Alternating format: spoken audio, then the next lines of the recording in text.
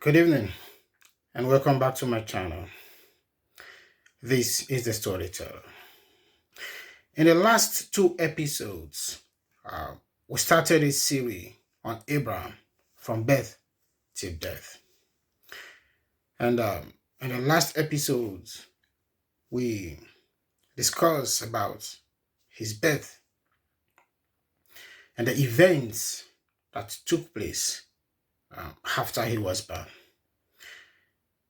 How that his father organized a party the night he was born and invited all in the kingdom to come celebrate with him. And after the party, how the wise men and the conjurers were leaving and uh, saw the great stars in heaven, and how one of the stars broke and consumed the others.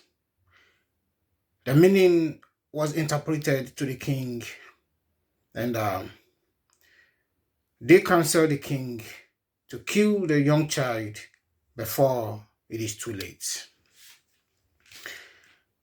The king accepted and demanded of his father Terah to bring the child and take in place of him silver and gold. And how Terah eventually took the wrong child, a child that was born to one of his servants, in place of Abraham. Now, you have to understand that God made it so as to preserve the life of Abraham. So from birth, God was with Abraham. And so how the father Terah secretly smuggled Abraham, his mother, and the nurse to a secret cave where he monthly visits them with their essentials, their monthly supply. That was where we stopped in our last class.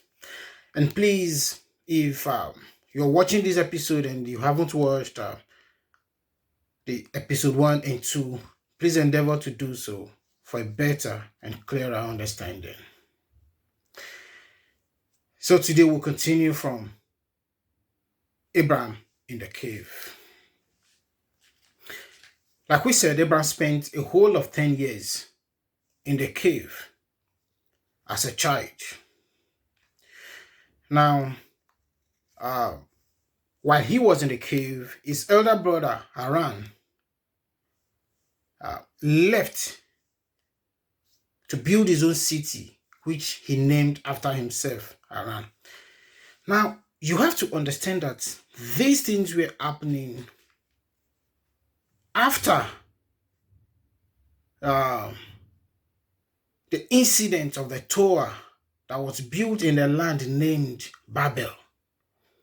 Okay, so the children of men has been scattered abroad, and wherever they get to, they build city, named it either after themselves, their children, or the children naming cities after their father, or the events, the occurrences that happened there. So some of the cities, most of the cities were named in this manner. So Haran also moved to build a city, the city he named after himself. And Haran, when he was 39 years, got married and had 3 children within a period of about 3 years, thereabout. He had his first child, a son, and he named him Lot. And had the second child and named her Milcah. And about the 10th year of Abraham living in the cave, the 10th year of Abraham living in the cave, the year Abraham was to leave the cave, Terah had his third child and named her Sarah. Now, let's come back.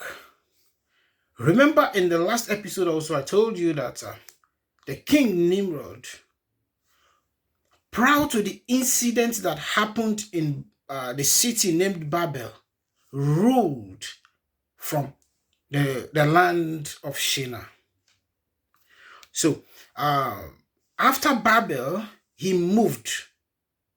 relocated to that city, Babel. Okay, it was a big and beautiful city that the sons of Ham orchestrated to build because of their evil intention. It was actually Cush, Mitzrayim, Phut, otherwise known as Put, Phut, and their brother Canaan that orchestrated the building of the city named Babel. So after the confusion and they were scattered abroad, they built cities, like I've said, named after them. Hence, the city named Canaan, where Abraham was to go later. Now, I'm saying this so you understand how these things came to be. But I'm sure on a later date, we'll have to deal on Babel and the Tower that was built, because we can't bring it in here now because it's a full topic on its own. So we'll deal with that later. But I'm just saying this so that you understand just some things about it, because we might come back to it later as we progresses. So now Haran has left home in his old city. On the 10th year of Abraham living in the cave, the king, his princes, his servants, the sages, in other words, the preacher and seers, otherwise known as the conjurers, have all forgotten about that issue of Abraham, because they thought Abraham had been killed. So they all believed the child they killed was Abraham. Even the conjurers, surprisingly, because they're supposed to be seers. So definitely that was God blocking that message, the revelation from them. So Terah went to the cave, returned his wife and Abraham's nurse back home, took Abraham to Noah and his son Shem. So Abraham lived a long time with Shem and his father Noah, learning the ways of God. They taught him everything he knew about God. Because, like I said before in my previous video, this was the time that the sons of men had again been rebelling against God, sinning uncontrollably, making gods of wood and stones, bowing to them, sacrificing to them, doing all sorts of evil, and forsaking God.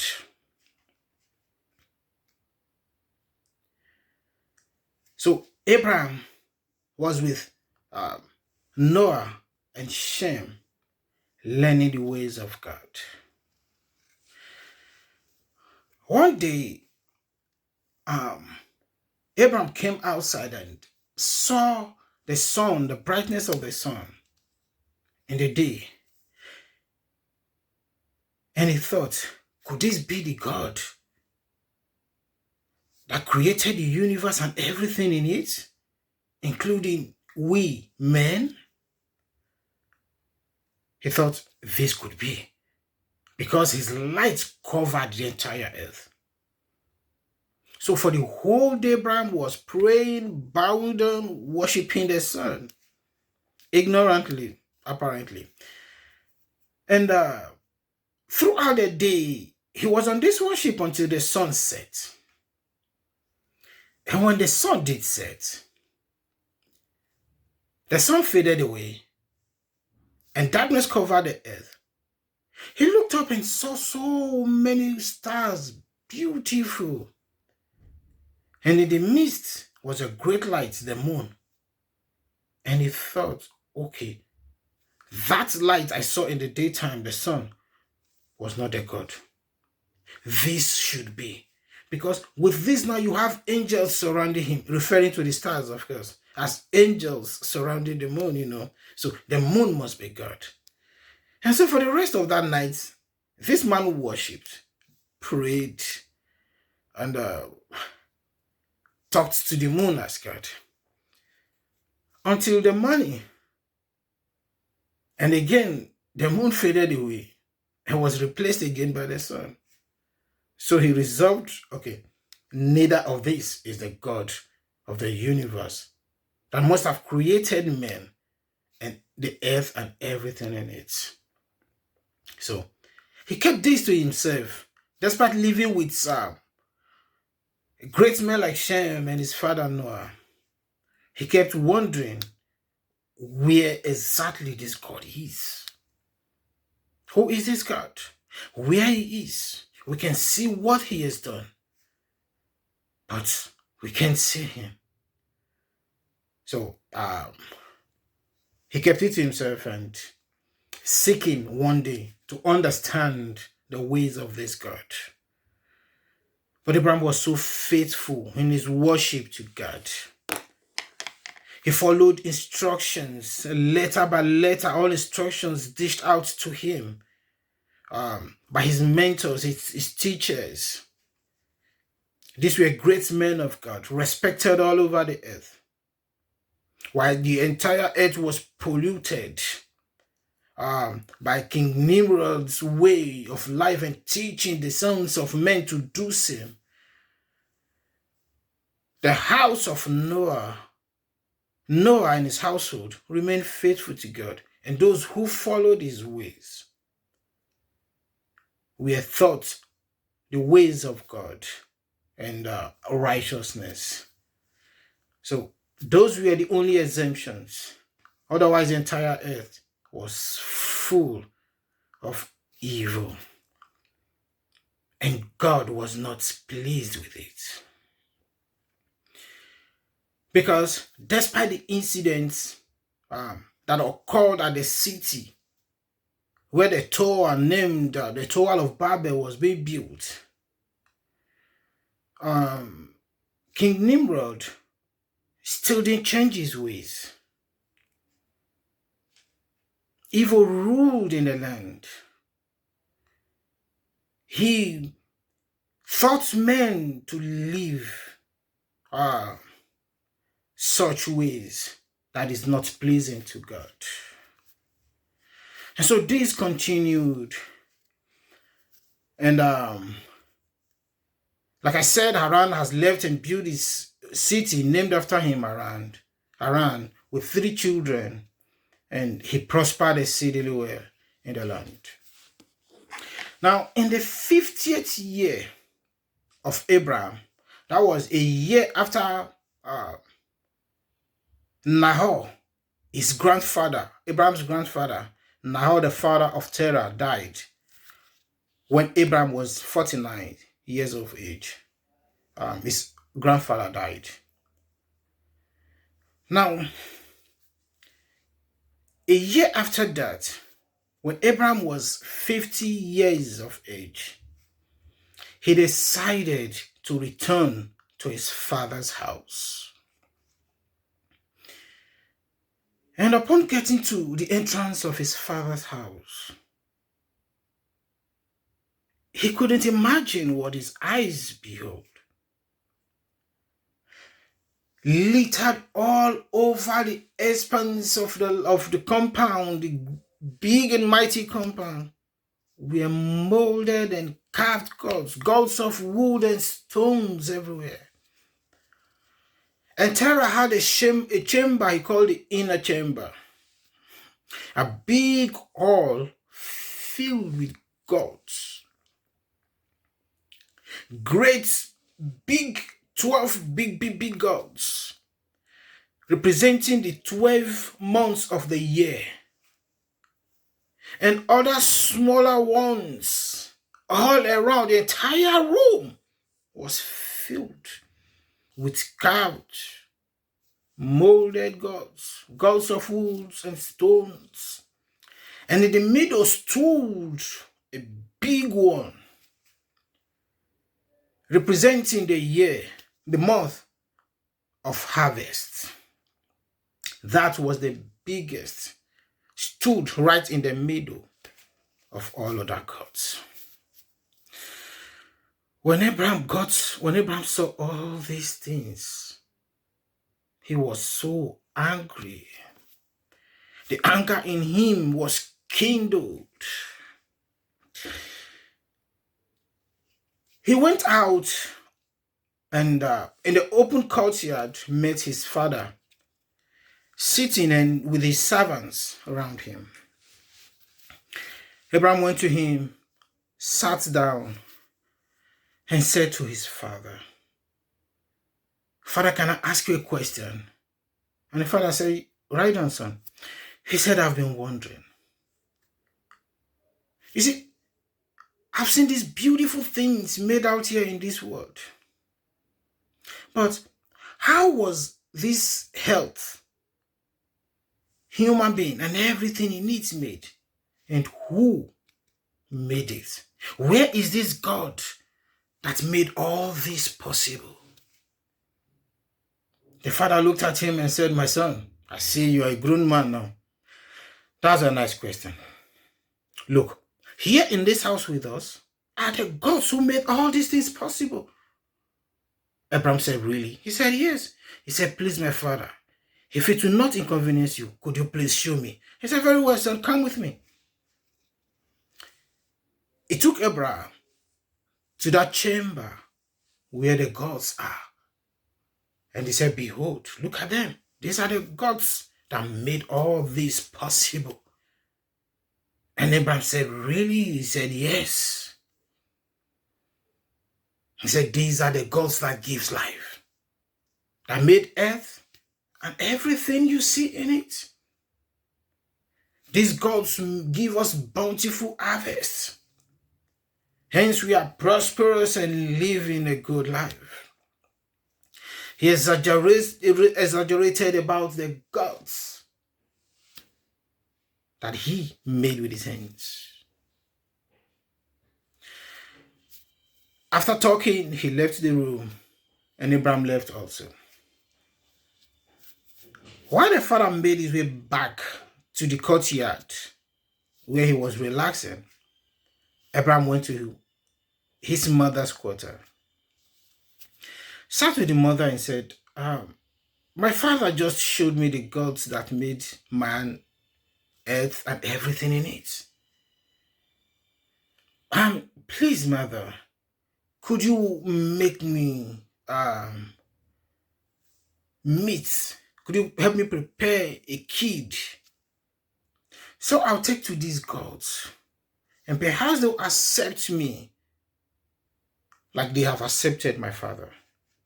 So that I'll get acquainted with them since I'm just coming home now, and worship them like others are doing."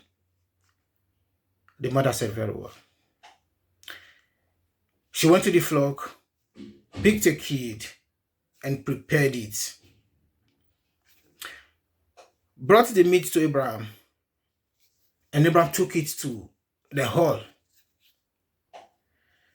put it right under the biggest god, and said to them, "O gods of my father Terah, here is a meat I'm presenting you. I just got home and I want to get acquainted with you people. I want you people to accept me like you've accepted my father. So here is the meat I prepared for you. Please enjoy it." He withdrew back a little and sat at a corner of the room and watched. After about an hour, he saw that those things were just nothing but woods and stones They were not moving. They were not eating the food presented them. They presented to them rather. He discovered they have ears but could not hear nothing. Legs and could not move. They've got hands but could not stretch them to take from the pot of meat he has presented them. This made him angry the more. And he said to them, okay, perhaps you guys don't like the taste of this meat. Or maybe it's too small for all of you. Maybe that's why you didn't eat it. All right, no problem. I know what to do. He took the pot of meat and left. The next day, he went back to his mother and said, Mom, look, yesterday I presented the pot of meat you made for me, but the gods didn't accept it. I think it was too small for them. Please, could you make it more this time and make it more tasty the way they would like it? The mother said, very well. She went to the flock, picked out 3 kids and prepared it very tasty, just like Abraham liked it. Gave it to Abraham. All these things are happening without Terah's knowledge. He doesn't know what's going on. Abraham took the pot of meat the next day, went back to the room, and this time Terah was away in the palace. Presented the meat to them and said, I'm sorry for yesterday, guys. I know that was too small for you guys. Mocking the big guy in the middle, said, only you can, with just one scoop, finish the entire pot. So now I made it many and in 3 different pots. So guys, please feel free, party up. He went back to the corner, sat down, and waited. Another hour. Nothing happened. The pot of meat was just as he has presented it. This angered him so much. And he said, these things are just lifeless. They have ears that doesn't hear nothing, mouths that can't speak. They have neither spirit nor soul. How could they therefore be the God that made the universe, man, and everything on earth? These things are just as lifeless as those who serve them. And he said to himself, today, these things will cease to exist in this compound. He got up from where he sat, went to the compound, and picked himself a sledgehammer. Came back to the room and leveled all of it, the gods, save the biggest one in the middle. He destroyed all the gods. And while Abraham was at work, working seriously on the gods of his father, Terah, making his way back from the palace, heard a noise from afar. And when he got into the compound, it got clearer that the noise was coming from in his inner chamber. He quickly alerted the horse to rush to the place to see what was going on. Abraham has done his good job already. He placed the sledgehammer upon the outstretched hand of the biggest god in the middle. And while he was making his way out of the chamber, his father was coming. So they passed each other. Abraham went and sat in his quarter, at least to rest after a day's job. When the father got to the room, my God, he was heartbroken. A sacrilege, in fact, a carnage has been committed in his compound. The gods of the land has been destroyed. Heartbroken, he went back outside to Abraham and said, "Son, what have you done? Do you know the meaning of what you've committed, the offense you've committed? This is not just a crime against me or the gods, but it's a crime against the entire land. I'm the highest prince of this land, and these gods belong to the entire people."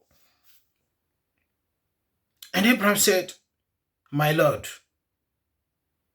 That's the way he addressed his father. "My Lord." "No, not so, sir. Please, let me tell you what happened. Look, after you told me that these are the gods that made man, the earth, and everything in it, I decided to get acquainted with them. Since I'm new home, I wanted them to accept me, just like they've accepted you. So I prepared a pot of meat, brought it to them, so that I'll get acquainted with them.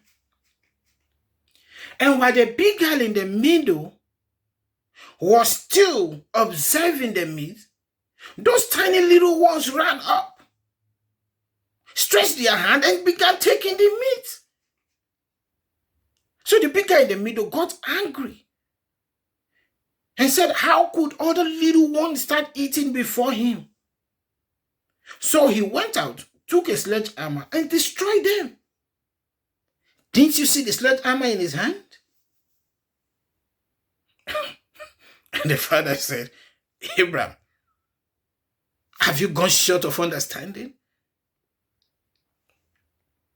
Are you mad?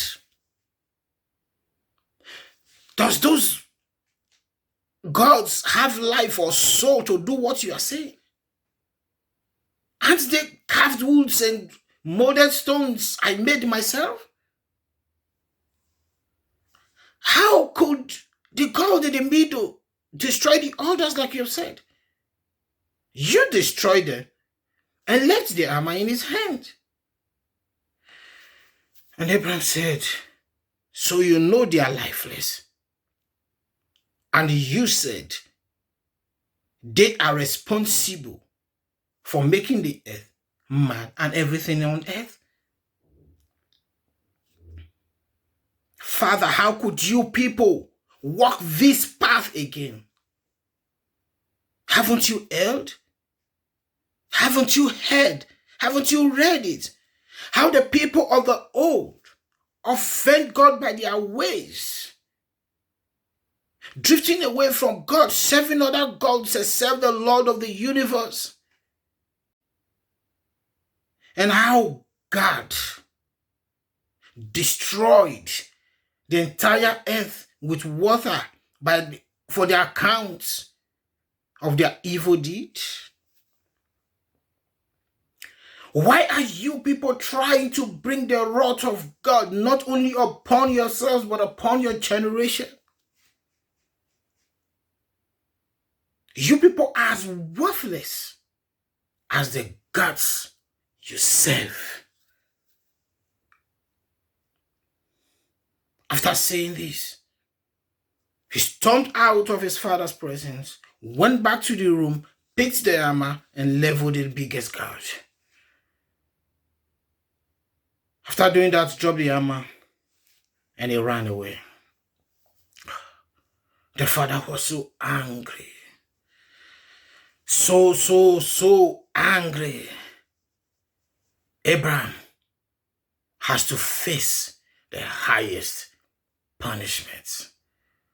There are consequences for what he has done, and he, his father, is not ready to shield him anymore. He got back on his horse immediately and made his way to the palace. Oh, we'll have to stop here again today, and we'll take it up from here in our next episode. Like I said, we're trying everything possible to make the videos not too lengthy, so it won't be boring when watching.